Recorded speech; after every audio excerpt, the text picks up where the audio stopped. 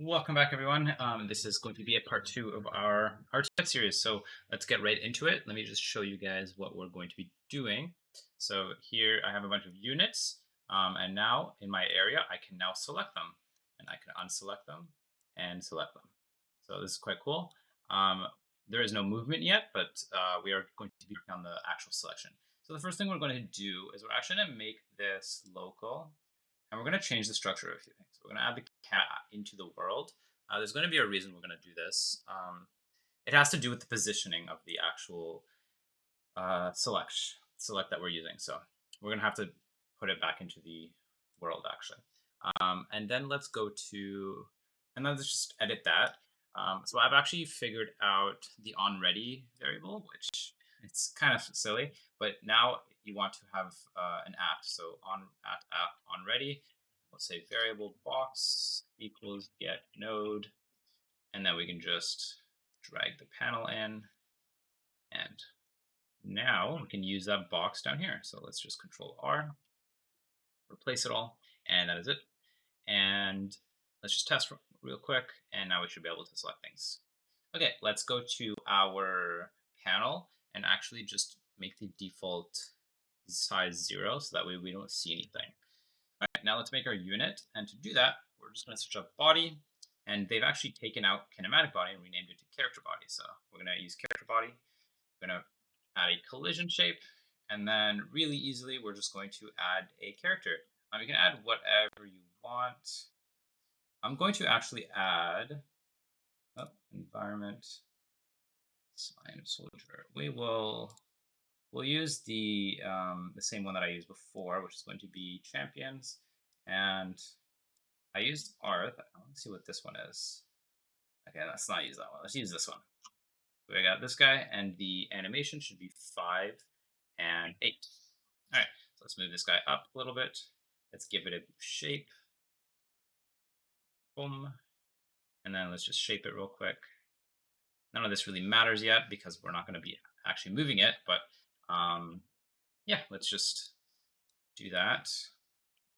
We're going to create a folder for it, call it unit, and then let's close all the art. We don't need that anymore. I'm going to rename this to unit for now. Let's add a script. We will not have it be on build-in script.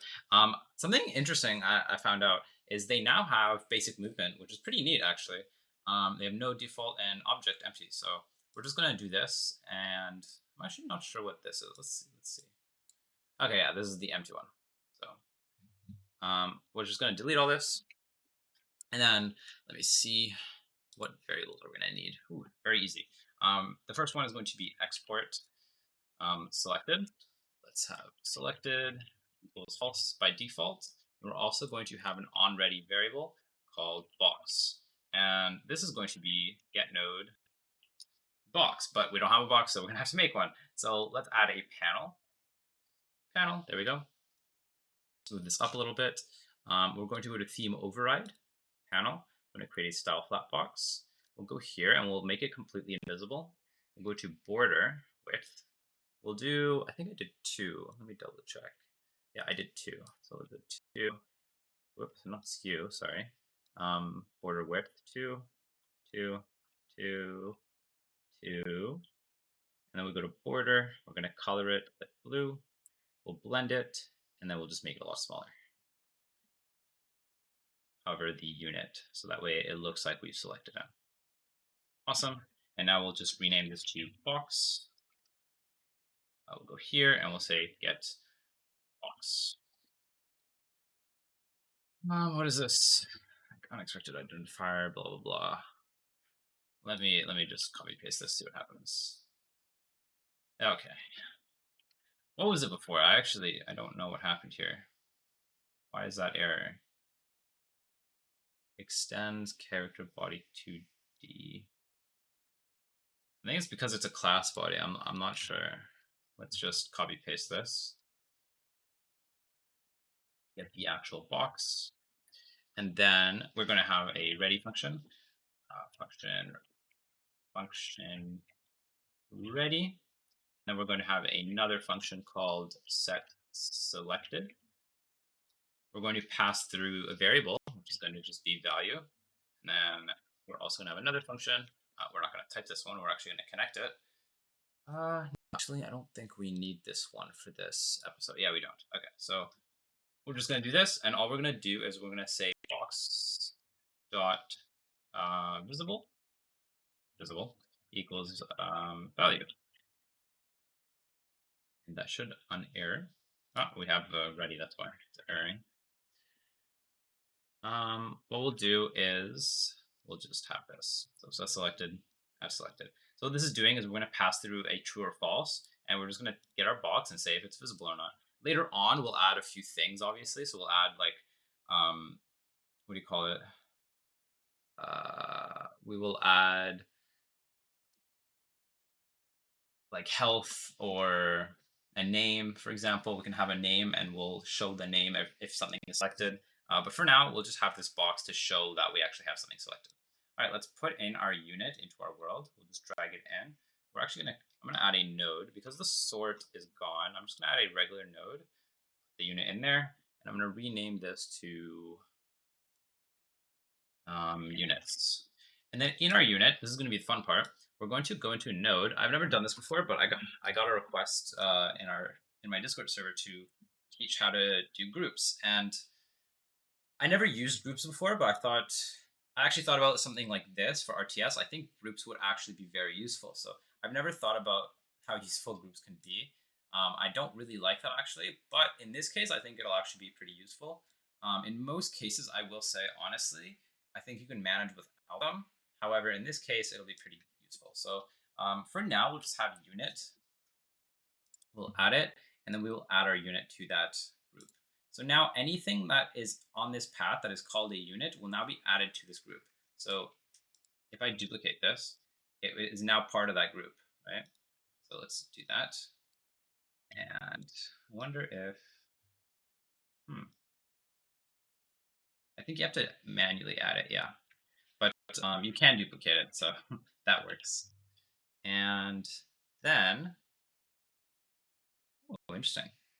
I've just noticed, I want to show this actually. This isn't part of what we're doing, but we'll connect it anyway. Let's go to our node or unit and connect this. We're not going to do anything in it. That didn't connect, that's weird. Connect it. And we have the signal here. And in our world, they changed it so that we have the signal and the box. That's pretty cool. So now it shows that it's part of a group and there's a signal connected. We're not going to do anything with that, but it's pretty interesting that they did that in Godot 4. So real quick, if you do not know where Godot 4 is or how to download it, I put it in the description below. You just need to check if you're on Mac, Windows, I think there's Linux as well, and then just download the file that they have on their website. So okay, let's keep going. So in our camera, if you remember, we created the signal area selected, and we have the emit signal. Okay, so emit signal has actually changed quite a bit in Godot 4, which was a little annoying to research, but I'll explain it as we go along. So we're gonna create a ready function to connect our signal. So let me check in our camera. So there's a lot of different ways to connect actually. So if you click connect and then you just control left click, it'll pop this up and you can open online docs, whatever. You can read through it, but there's a lot of different ways to connect a signal now. I'm not sure if this was actually always there, but yeah, it's there now. So I'm not sure. Anyways, so to connect, what we're gonna do is first we want to connect the actual signal name or the function of the signal, and then we're gonna pass through something called callable. I don't know if this is new, but that's how I figured it out. And then in this guy, we're gonna pass through two things: the node we want to connect the signal to, and then the signal that we're calling. So if you don't know what signal is, I'll explain it in a second. So for example, we'll have self and then area selected, but we're gonna do on area selected. So we're gonna essentially what we're gonna do is we're gonna connect. Okay, let me explain what a signal is. So a signal is essentially a node, it's a node that is basically talking to another node, or it can talk to itself. So for example, when we connect a node or a signal from here, it usually talks to any nodes that are kind of local, right? Or it can connect to a node that is outside of it of that area.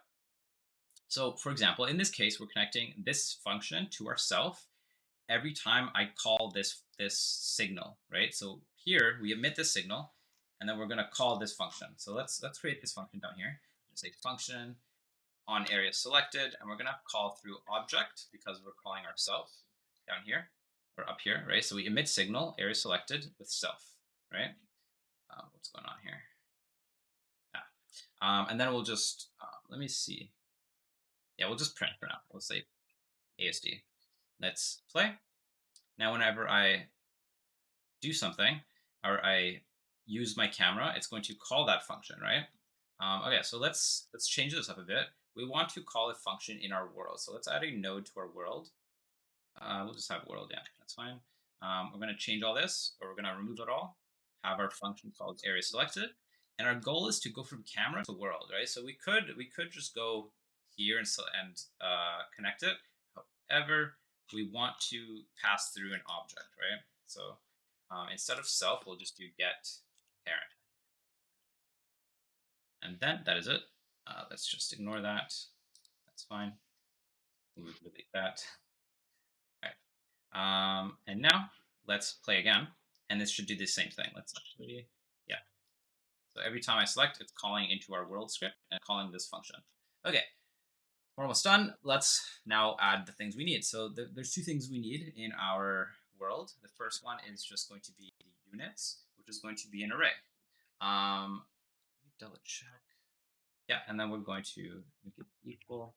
And then we're going to, ooh, that's not part of it. Okay. Yeah, that's it. Okay. And then let's go to our ready function. So we have to make a ready function. And then we're just going to say units equals get tree dot get nodes in group. There it is. And then we're just going to get units. So this is where the group functionality comes into play. This is a nice feature that Godot has. So we are going to go into our groups. We're going to call anything that has this word unit, okay, the string unit, and we're going to put it into this units array, right? So now we have, whenever we load our game, we're going to have this array of units full of our existing units that actually exist, right? And then let's add another function.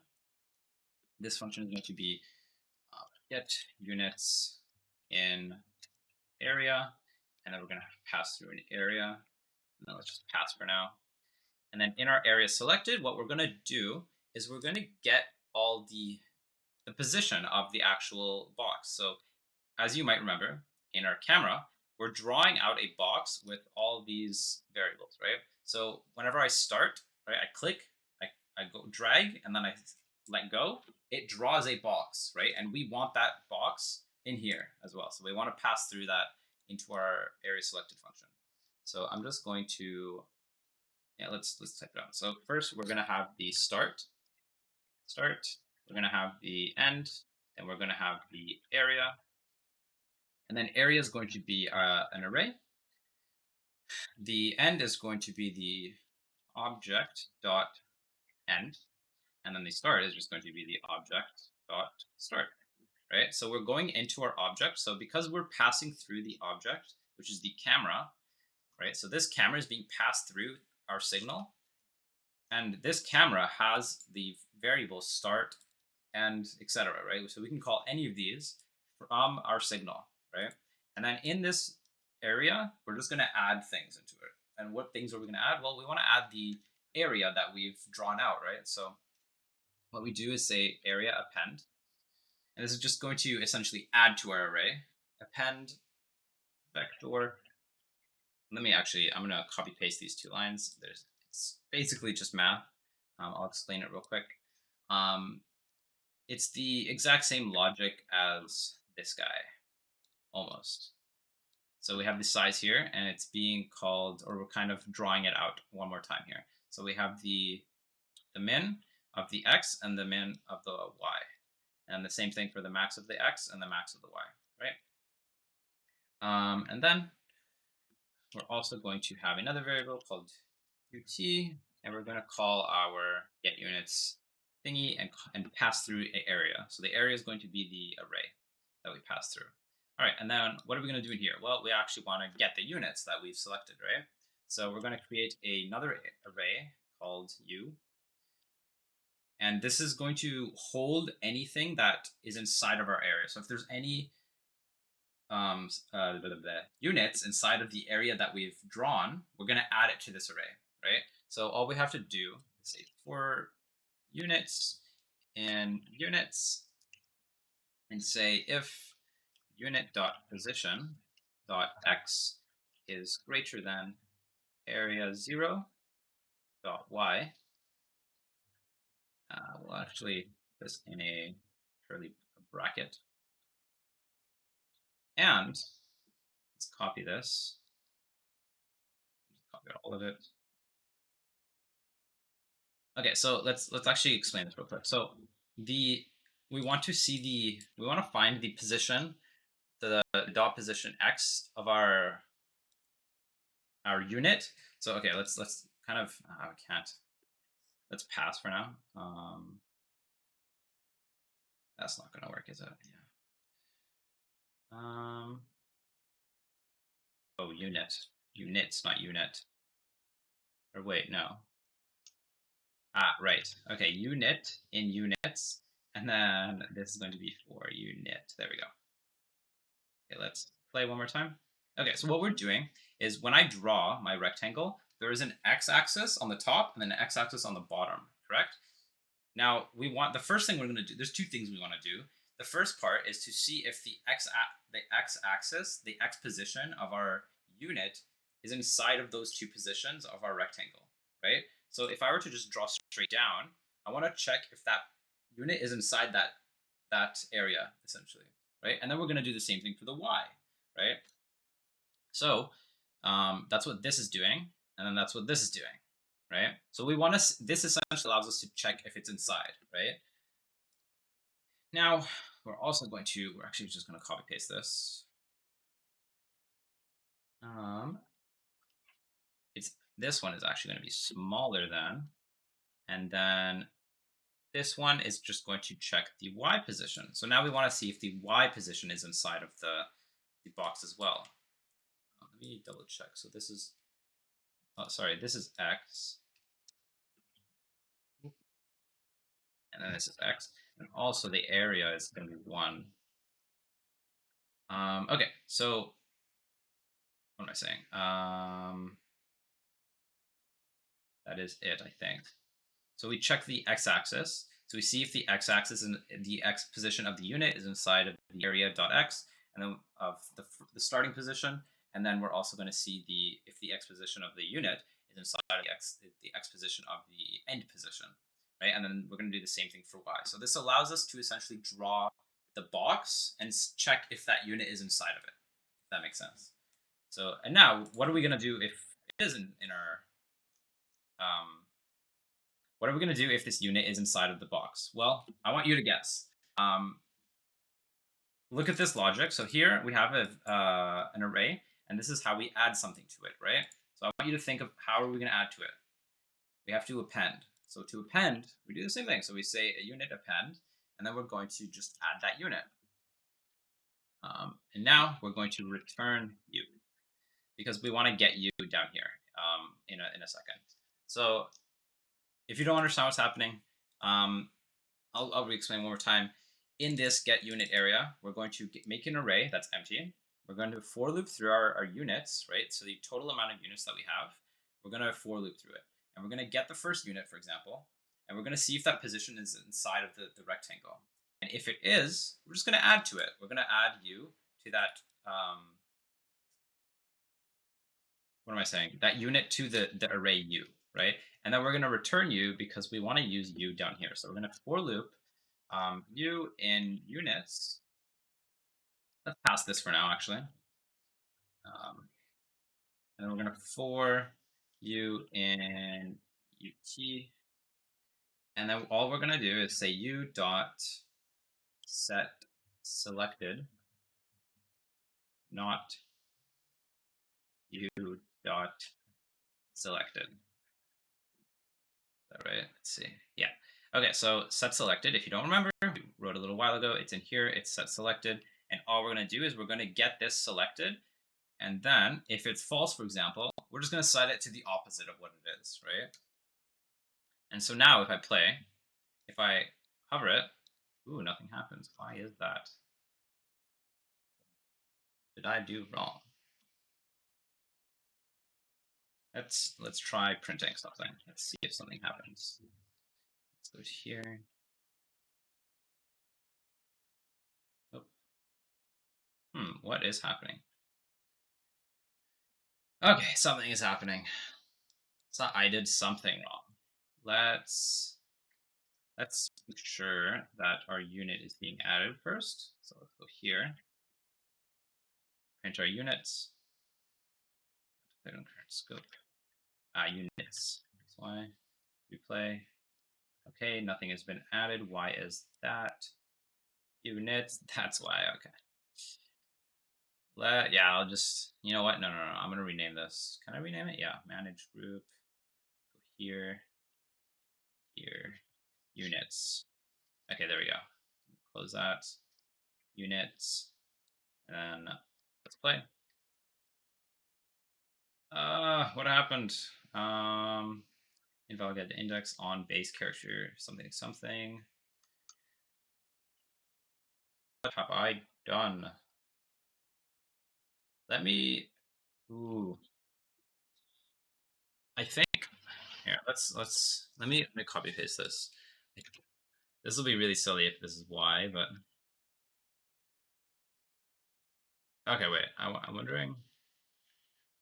Yeah, okay. This is smaller than, and then this is greater than.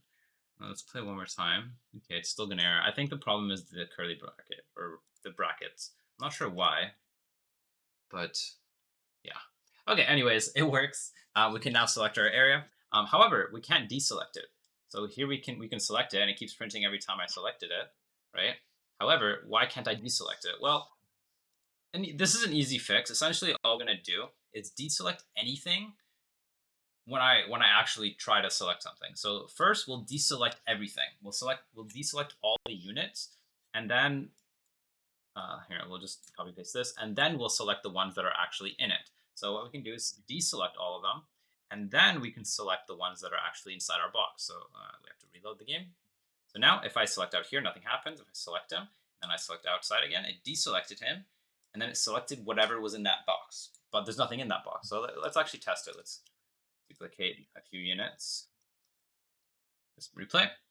And let's select all of them. Let's only select 2. Let's select 4, etc. So now I can deselect anything and select whatever I want. And yeah, that's it. So we created a selection RTS game, which is pretty cool. This took quite a while to do. So if you guys appreciate what I've done, go subscribe. If you don't want to pay anything, that's totally okay. I would mostly just appreciate a comment down below if you like and share the video. Those totally help me a lot. It helps me grow. I'm trying to reach. I'll be honest. I'm mostly trying to just get monetized, which will take a while. I don't have a set subscriber count goal for that. I suppose maybe 5K would be cool, but I'm kind of just rambling on at this point. What else? You can also consider subbing to my or pledging to my Patreon. I might try to set up a Ko-fi as well, just in case people don't want to subscribe for several months, which is fine. But again, if you don't want to, that's totally okay. I will keep pumping out videos regardless, but it does definitely help, and it allows me to commit more time to YouTube and less time to a part-time job per se. What else? I will say also in the next few weeks, I might be uploading a bit less regularly. I have midterms coming up at school, so I'm a bit busy. But other than that, I will probably see you guys next time. I hope you enjoyed the video. I hope you learned something about groups. We did a few new things in groups. There's a lot of new stuff to learn in Godot 4. I think this will be a fun series, but it will also be very difficult. So the episodes will probably come out slow. I'm also getting a bit busy, so it'll come out even slower because of that. But I hope you guys enjoy this series. I hope you learned something, and I will see you guys next time. Bye-bye.